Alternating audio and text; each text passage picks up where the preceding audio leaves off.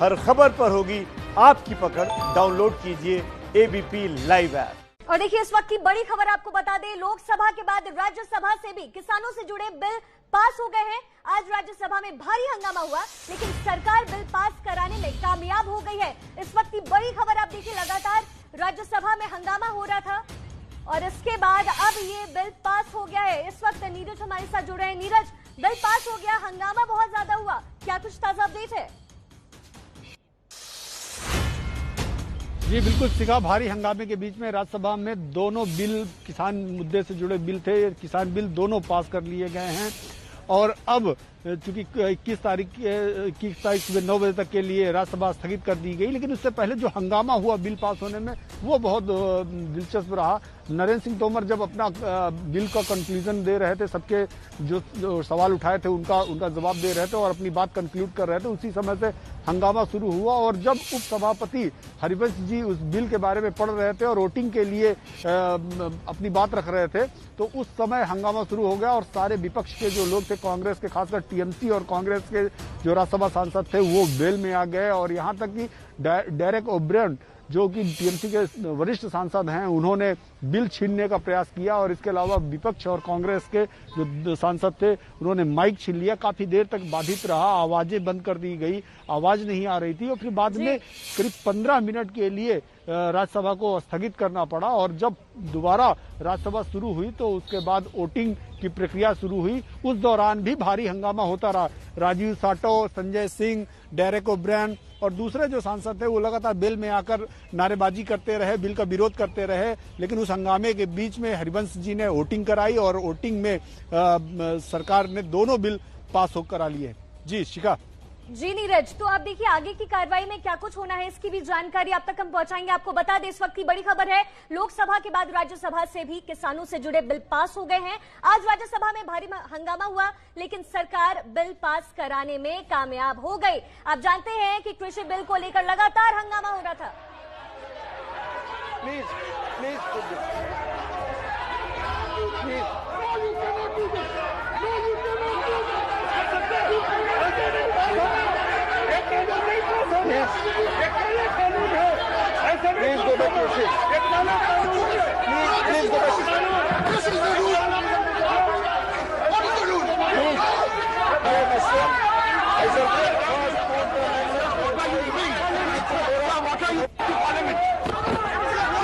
देखिए इस वक्त आप तस्वीरों में देख रहे हैं, आप इस वक्त दो तस्वीरें देख रहे हैं टेलीविजन स्क्रीन पर।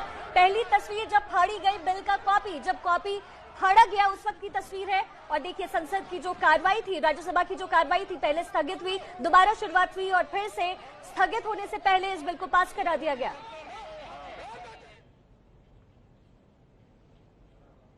देखिए मोदी सरकार के विरोधियों ने बिल को किसान विरोधी बताया। सुनिए विपक्ष के बड़े नेताओं ने इस पर क्या कुछ कहा। एफसीआई खुद को बचाए रखने के लिए राष्ट्रीय लघु बचत कोष से 8.4% पर उधार पैसा लगा। Sir only 1 minute I will कृपया I will just finish sir. इस 5 प्रमुख सुरक्षा उपायों के अलावा हमने कई और सुरक्षा उपायों का इंतजाम किया था, जैसे कृषि निवेश कीमतों की समीक्षा करना, किराए पर कृषि मशीनरी की सुविधा स्थापित करना, हर ब्लॉक में गोदामों का निर्माण करना और बिना किसी लाभ हानि के आधार पर कृषि बीमा योजनाओं का संचालन करना। लेकिन इस अध्यादेश में ऐसे एक भी सुरक्षा उपाय नहीं है जिन्हें कांग्रेस ने प्रस्तावित किया था, और इसलिए ऐसा दावा करना दुर्भाग्यपूर्ण है। आप अगर इस देश को, किसानों को इस बारे में आश्वस्त करते हैं तो मुझे लगता है ये सरकार की सबसे बड़ी उपलब्धि होगी। आज देखता हूं मैं, पंजाब हरियाणा के किसान सड़क पर आए। अगर ये एग्रीकल्चर रिफॉर्म की बात है तो किसान प्रोटेस्ट क्यों कर रहे हैं, किसानों पर लाठी क्यों चल रही है? और दूसरी बात है, अगर ये बिल किसान विरोधी है तो पूरे देश में विरोध क्यों नहीं हो रहा है? उसका मतलब है कि ये बिल के बारे में भ्रम है, थोड़ा कंफ्यूजन भी है। कृषि बिल के बारे में प्रधानमंत्री जी ने कहा ये किसानों के लिए नई क्रांति है, नई आजादी है। एमएसपी और सहकारी खरीद की व्यवस्था खत्म नहीं की जाएगी, ये सिर्फ अफवाह है। मैं इस सरकार के लिए चंद लाइनों से अपनी बात शुरू करूंगा। कि झील पर पानी बरसता है हमारे देश में, खेत पानी को तरसता है हमारे देश में, राजनेता हाकिमों और पागलों को छोड़कर तुम बताओ कौन हंसता है हमारे देश में। आज आपने इस कानून के जरिए किसानों के साथ विश्वासघात और धोखा करने का काम किया है। आप एक योजना लेकर आए हैं जिससे आगे चलकर सारी कृषि क्षेत्र को आप पूंजीपतियों के हाथ में देना चाहते हैं। मैं इसलिए आम आदमी पार्टी की ओर से इस बिल का विरोध करता हूं मान्यवर, और ये किसानों के लिए एक काला कानून है। देखिए, लगातार कॉन्फ्लिक्ट ऑफ थॉट्स थे इस बिल पर, और इसके बावजूद भारी हंगामे के बीच इस बिल को पास कर दिया गया राज्यसभा से। आपको बताएं कि कांग्रेस नेता और हरियाणा के पूर्व सीएम भूपेंद्र सिंह हुड्डा का भी बयान आया है। हरियाणा में उन्होंने कहा है कि किसी भी कीमत पर इसे लागू नहीं होने देंगे।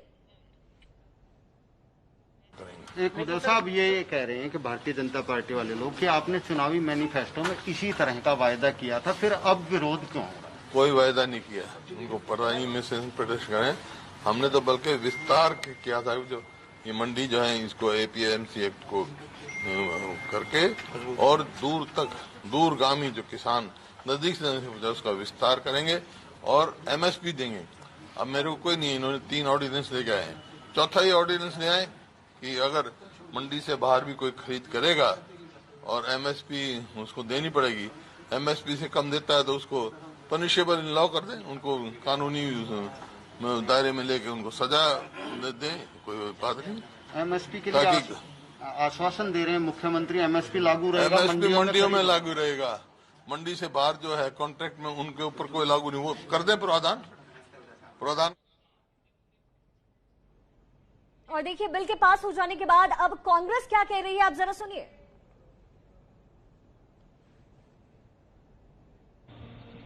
राज्यसभा में विपक्ष के हंगामे के बीच आखिरकार किसान संबंधी जो बिल थे उनको पास करा लिया गया है। हमारे साथ कांग्रेस पार्टी के महासचिव, पार्टी के मुख्य प्रवक्ता रणदीप सिंह सुरजेवाला साहब हैं। सुरजेवाला जी, बहुत विरोध हुआ, वेल तक में चले गए विपक्ष के लोग, लेकिन बिल पास। देश के 73 साल के इतिहास में इससे अंधकार में और काला दिन हो नहीं सकता।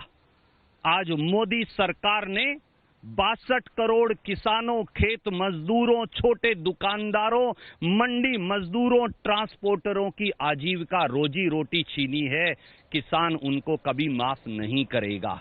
जिस जबरन तरीके से, जिस प्रकार बाहुबली मोदी सरकार ने ये काले कानून पास किए हैं, वो क्या समझते हैं कि संसद में जबरन बहुमत के आधार पर काले कानून पास कर वो इसे लागू करवा पाएंगे? 62 करोड़ किसान जब खड़ा होगा तो इस सरकार को उखाड़ कर फेंक देगा। और मोदी जी झूठ पर झूठ बोले जा रहे हैं, नरेंद्र तोमर जी भी।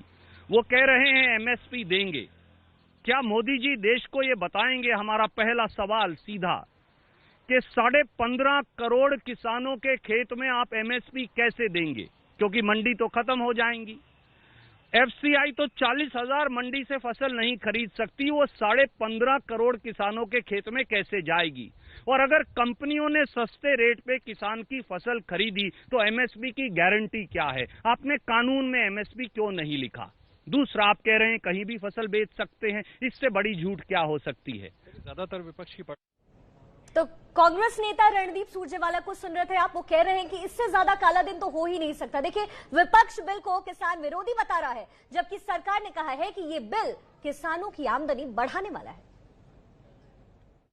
खेती के क्षेत्र में जब हम विचार करते हैं तो एकांगी विचार होगा, तो कभी भी न तो किसान का भला होगा और न खेती मुनाफे में आएगी। किसानों की आमदनी दोगुनी हो, उसके लिए सिर्फ यही बिल कारगर नहीं है। किसानों की आमदनी दोगुनी करने के लिए सिलसिलेवार बहुत सारे प्रयास 6 सालों में किए गए। जब लोकसभा में चर्चा हो रही थी तो इस प्रकार की शंका कुछ मित्रों ने व्यक्त की। उस समय भी मैंने कहा था और माननीय प्रधानमंत्री जी ने भी देश को आश्वस्त किया है कि न्यूनतम समर्थन मूल्य का इस विधेयक से कोई भी लेना देना नहीं है।